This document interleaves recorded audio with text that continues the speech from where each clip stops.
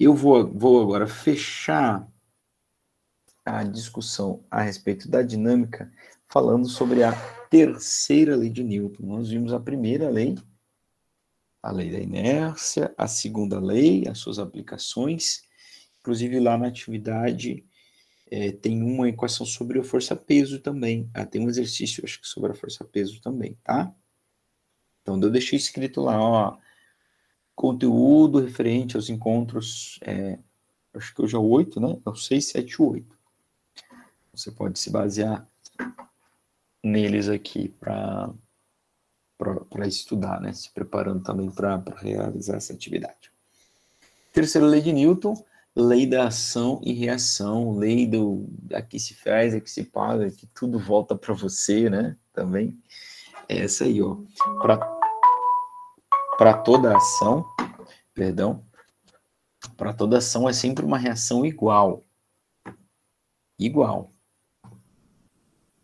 Tá? Que vai agir mutuamente nos dois corpos um sobre o outro, na mesma direção e em sentidos opostos. Tá? Em sentidos opostos.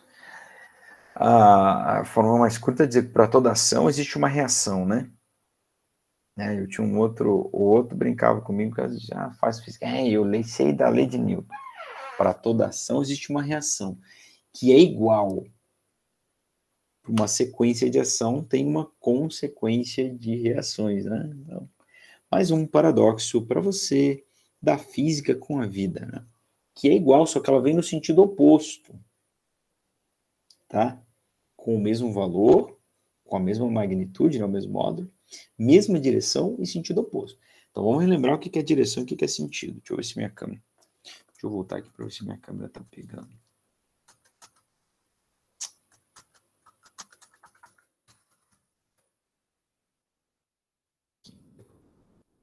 Ó. Então veja bem, eu vou agora empurrar a minha parede aqui, ó. Tá vendo minha mão? Empurrando a minha parede. Ó, tô empurrando. Na horizontal, sei lá, para a minha direita, né? Se eu imaginar que eu estou olhando para lá, estou empurrando para a minha direita, certo? Imagine que eu estou fazendo uma força de 20 newtons, vai haver uma força da parede me empurrando. Eu empurro a parede me empurra. Com o mesmo valor, 20 newtons, na mesma direção, ó, horizontal. De mesma natureza. Aqui é uma força mecânica, né? Uma força de contato. Também ela vai fazer uma força mecânica de contato. Mas com o sentido oposto. Se eu empurro para a esquerda, ela vai empurrar para a direita. Como é que eu provo essa terceira lei de Newton para você ou para o meu aluno? Fácil. Eu estou aqui numa cadeira de rodas. Então, eu tirei meus pés do chão, eu empurro a parede e eu me movo. Quem fez força em mim para eu me mover? Vamos voltar à discussão da primeira lei de Newton, né? Quem fez força em mim para eu me mover? Eu só posso quebrar o meu estado de equilíbrio estático, inércia, se houver uma força resultante. Quem fez força em mim? A parede. Esse impulso que a gente toma, né? Esse impulso que a gente toma, isso é lei da ação e reação, está? Constante. Eu ia dizer que ela está muito presente no nosso cotidiano, mas não é nem isso, ela está sempre presente. A força de reação, ela sempre vai existir. Não tem um caso, professor, nesse caso aqui não teve força de reação. Isso não existe, tá? Ela sempre vai existir. Mas o que eu queria dizer para vocês é que ela é útil no nosso cotidiano e nós nos valemos dessa lei da reação, dessa força de reação. Por exemplo, como é que nós andamos para frente? Empurrando a terra para trás. Que isso, professor? O senhor está malhando muita perna, hein? É verdade. Todos nós andamos assim, empurrando a terra para trás. É por isso que a terra gira, professor? Não. Não é por isso que a terra gira, não. Tá? E por reação, a terra nos empurra para frente. E aí nós andamos. Né? Como é que nós nadamos? Empurrando a água para trás. Como é que os pássaros voam? Empurrando o ar para baixo. E nesses casos todos vai aparecer a reação. A água nos empurra para frente, o ar empurra os pássaros para cima, não é? Tá?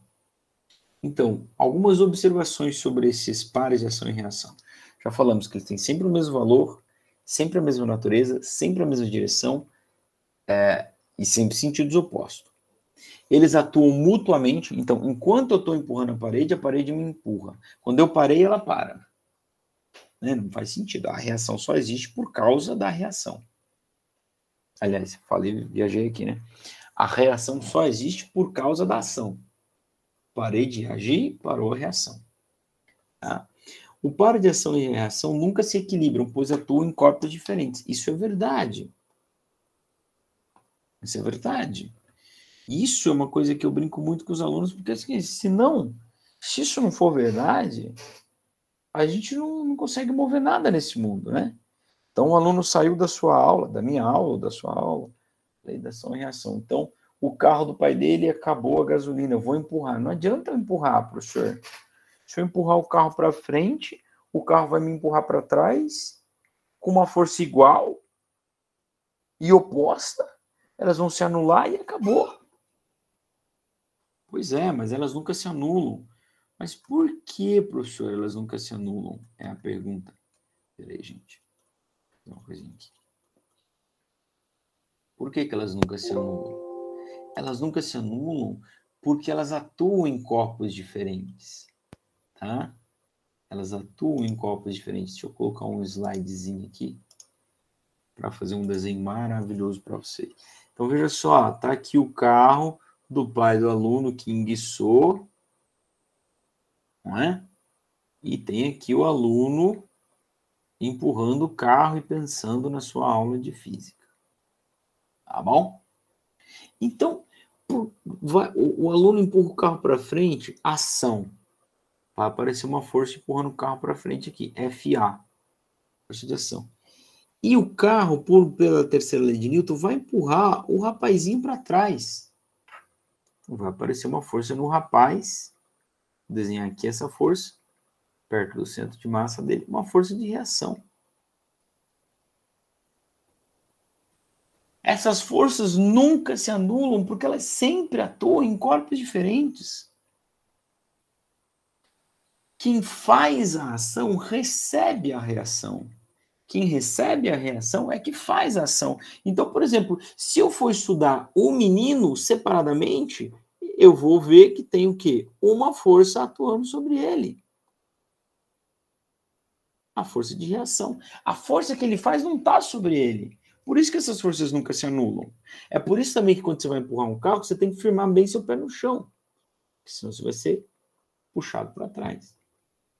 Lei da ação e reação. Por que o carro... Por que se você fizer muita força, né, talvez o seu aluno não consiga, né? Mas alguém aí... Empurrar o carro sai do lugar. Porque se você for estudar o carro, desprezando a existência de atrito e parará, só tem uma força atuando sobre o carro. A força de ação para frente. Então, elas estão em corpos separados. Então, quando eu vou estudar, fazer o diagrama de forças, elas nunca vão se anular. Nunca, tá? O que mais que tinha aqui? 2. O par aparece instantaneamente a qualquer um... Qualquer uma pode ser ação ou reação, tá? Além de ser forças de mesma natureza... Além de... Não existe essa história, não tente explicar nenhum fenômeno dizendo, aqui não teve reação, ou aqui, né? Sempre vai existir a reação. Inclusive, nós podemos, se você me perguntar, qual é o número de forças que o universo tem, que tem no universo, eu posso te responder com precisão, não sei. Foi uma resposta precisa, né? Não sei. Mas eu posso te garantir que é um número par. Porque para cada força que atua, existe uma força de reação. Tá? Então, essas forças são importantes, né? Para nós, eu já citei o nosso cotidiano. Alguns exemplos de força de reação, né? O cara da canoagem empurra água para trás, os pássaros que empurram o ar para baixo e voam para cima, e um canhão, né, que não faz muito parte do nosso cotidiano aí, mas quando ele solta a sua bala, ele tem o que nós chamamos de recuo, né, ou arma de fogo, né, não sei se tem alguém que já disparou com arma de fogo, algum policial, alguma coisa assim, né, na turma, alguém que faz caça esportiva, alguma coisa assim, mas tem um ricocheteio, né, ou recuo da arma, né, ela também é jogada para trás quando ela empurra a bala para frente.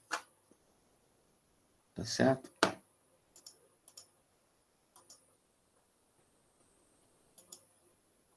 A patinadora, né? Quando tá patinando, tá empurrando o chão para trás. E a história de pegar impulso, né, na parede. Tá? Ao empurrarmos um carro, colocamos ele em movimento, aplicamos a força sobre ele, a força reage sobre nós, sentido oposto. Quando chutamos uma bola, os nossos pés aplicam uma força sobre a bola, a força de reação da bola age sobre nossos pés. O pé experimenta um movimento de recuo também, né? Se você analisar em câmera lenta, você vai ver isso, né?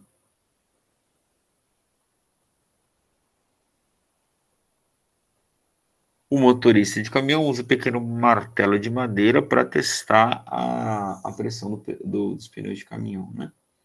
Ao bater no pneu, exercemos uma força sobre ele e ele devolve, né? Aí tem também uma questão de elasticidade por trás, não é? Então, é uma coisa você chutar uma bola, uma coisa você chutar um tijolo, não é? E isso tem a ver com a nossa próxima aula, que é energia.